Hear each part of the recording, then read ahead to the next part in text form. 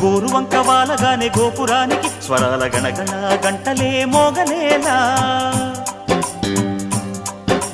గోపబాలుడొచ్చినాక గోకులానికి పెదాల కిలకిల పువ్వులే పుట్టలేదా బాలకృష్ణుడొచ్చినప్పుడే వయ్యారి నందనాలు నాట్యమాడగా వారసుణ్ణి చూసినప్పుడే వరాల వాంఛలన్నీ పల్లవించగా నందుడింట